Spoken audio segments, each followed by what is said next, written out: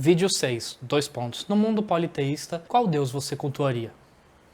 Olá pessoal, bem-vindos aqui de volta ao nosso canal Histórias para Fogueira, nosso canal de mitos e mitologia. Meu nome é Vitor Ariel, eu sou formado em Ciências das Religiões pela UFPB e hoje a gente está trazendo um vídeo também assim, bem filosófico, bem um experimento de imaginação, por assim dizer. Se vocês gostam do conteúdo aqui do canal, já deixa aquele like, se inscrevam, ativem o sininho para não perder nenhum vídeo e lembrem de deixar qualquer feedback aqui nos comentários. Esse vídeo, meio que surgiu essa ideia quando eu estava preparando o vídeo da Bast, que foi o vídeo de semana passada, que é o seguinte: vamos supor que a gente voltasse no tempo e fosse parar numa sociedade politeísta, ou ainda se o cristianismo nunca tivesse existido e ainda fôssemos todos politeístas. Tivessem desses panteões clássicos, por assim dizer, ainda funcionando como funcionavam na época. Qual deus você cultuaria? E você vai pensar, todos, só que tipo, são mais de 100 milhões de deuses. Então, tipo, acho que fica difícil, porque tipo, vamos supor que fossem 500 deuses só, ou 1000 na tua região, divide isso por 365 dias do ano, quantas festas você tem que ir, quantos sacrifícios você tem que fazer, como é que vai funcionar isso? Então, na verdade, essa noção de que, dado um panteão politeísta, você vai adorar todo e cada deus, ela é errônea. Você vai ter deuses que vão ter mais importância, menos importância, e alguns que às vezes nem é cultuado na tua região. Então, o primeiro lugar, o que determinaria quais deuses você... Esse é o tópico do vídeo. Qual deus a gente cultuaria se a gente estivesse ali nesse mundo politeísta? Então, em primeiro lugar, dependeria da tua região. Então, por exemplo, na Mesopotâmia, cada cidade-estado tinha uma divindade principal, que era mais cultuada, mais celebrada, e eles meio que compartilhavam de um pool comum, né, um conjunto comum de divindades que eles também iam prestar homenagem. Então, por exemplo, algumas deusas de agricultura, de fertilidade, esse tipo de coisa. Às vezes tinha um nome diferente, mas era muito parecido até nas imagens, e aí, tipo, todo mundo cultua eles, mas o principal é esse aqui. Então, por exemplo, na Grécia, você tinha cidades-estados, né, elas tinham um deus patrono, né, um deus principal. Então, por exemplo, em Delfos, Apolo era a divindade principal daquela cidade. Em Atenas, Atena era a divindade principal daquela cidade. E por aí vai. Então, o primeiro fator, onde você mora. O segundo fator, ele vem da tua profissão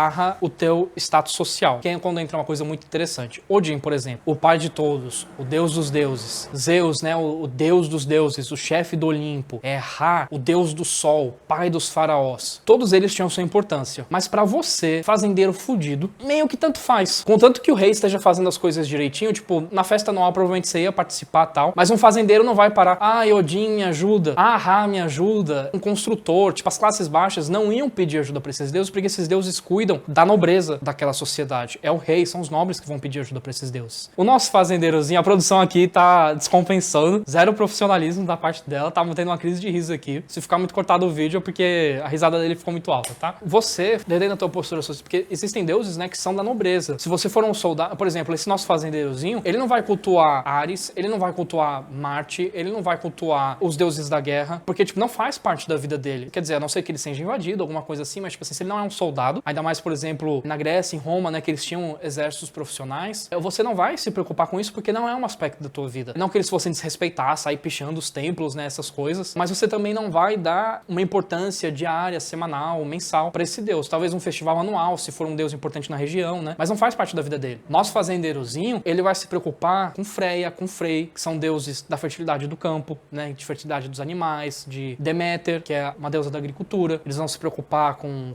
Hathor, com Bast, que são deuses do lar, da vida deles. Então, por exemplo, um mercador, ele talvez tivesse um culto especial a Hermes, que é o deus das viagens, que é o deus dos mercadores. E um ladrão também, porque, tipo, Hermes acho que é um dos deuses mais polivalentes que tem, né? Hermes também é o deus dos ladrões, né? Ele é um trickster também, em alguns seus aspectos. Então, tipo, você vai, assim, tipo, invocar essa força que ele representa, né? Quando você quer fazer uma coisa na surdina e tal. Por exemplo, um funcionário público já talvez não tenha, assim, um interesse tanto em Hermes. Ele vai se preocupar mais com Atena, que apesar de ser uma deusa guerreira, também tem todo esse aspecto da sabedoria, da inteligência. Ou Thoth, no Egito. Tyr, né? Da mitologia nórdica. Ou, por exemplo, vamos supor que você fosse um artista, um bardo, um trovador, alguma coisa assim. Você cultuaria Brage, né? Que é o deus nórdico da poesia. Ou talvez você fosse cultuar as musas greco-romanas. Bast, no Egito também, né? Que ela é patrona das artes. Então, o segundo aspecto é tua classe social e um pouco a tua profissão, né? Geralmente iam bem acompanhados esses dois, né? Então, por exemplo, as sociedades medievais, as sociedades clássicas, elas não é sempre assim, eu acho que é um pouco generalista demais, mas você, em geral, vai ter uma realeza / nobreza, né? Uma classe guerreira e uma classe, entre aspas, né? Proletária, né? Tipo,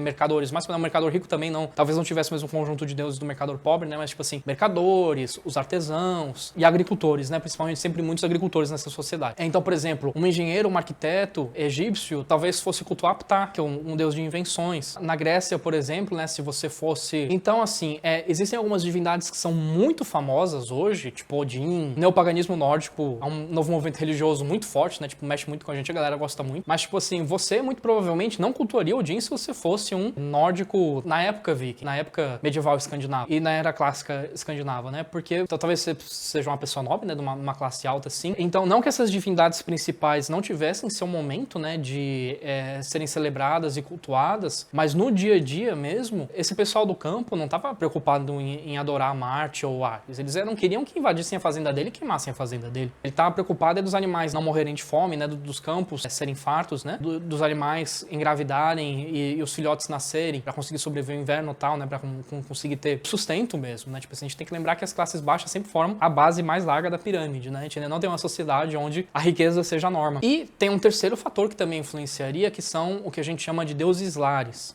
Então você tem a região, né, você tem a tua profissão / condição de vida, mas muitas religiões, por exemplo, os próprios romanos, eles tinham sim culto aos antepassados. Os gregos eu não tenho certeza, eu acho que também. Então vamos supor que você fosse da classe média baixa romana, você tem a tua casinha lá, né, você vai ter um altarzinho onde você vai ter o patrono da cidade, vamos supor que você fosse um soldado, um centurião, uma coisa assim. Você vai ter lá Júpiter, que é o deus principal, você vai ter lá Marte, talvez dependendo de onde tuas viagens tenham te levado um Tyr também, né, a gente comentou aqui no vídeo do Tyr, vai parecer que o negócio, os romanos conheciam ele, fizeram um certo sincretismo, e talvez o teu avô, o teu pai, tivesse assim uma estatuazinha dele, ou até teu avô, bisavô, é o fundador da família, dependendo também do tipo de sociedade, né, você junta os deuses do lado matriarcal e patriarcal da família, então você também tem os deuses da tua esposa. Sua esposa vem, por exemplo, de outro lugar, talvez, sei lá, você foi um soldado romano, nossa, vem gente, tô criando aqui uma fanfic gigantesca agora, né, você é um soldado romano, foi lá lutar em algum país celta, e aí você acabou se apaixonando e trazendo uma moça pra morar com você, atrás dos deuses dela também, né, por exemplo, a Morrigan, né, que é uma deusa guerreira e de morte, e aí bota ali também uma estatuazinha dela, faz o ritualzinho dela no dia dela. E por último também, deuses regionais que fossem importantes, então tipo, alguns antepassados e alguns deuses que por algum motivo a tua família cultua há muito tempo, se tua família se mudou e tinha um deus de uma outra região, você traz, é por isso que às vezes alguns deuses a gente sabe que é de uma certa região e que depois essa região é absorvida ou tem muita imigração pra outra, e essa divindade começa a fazer parte do panteão, que você acaba levando com você, né, as estatuazinhas ou as imagenzinhas, o que for. Então façam aí o exercício mental de vocês, né, vejam assim qual a profissão de vocês, a condição social de vocês, né, e quem vocês cultuariam. Então assim, é muito possível que tipo a maioria dos gregos não conhecesse todos os deuses que a gente considera gregos, eles iam conhecer os da região deles, iam cultuar só alguns dessa região. E deem isso para os egípcios,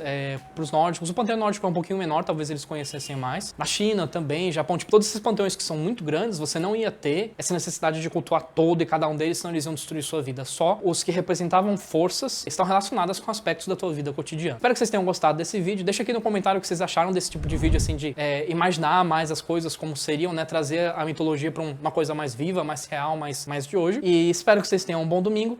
Até semana que vem.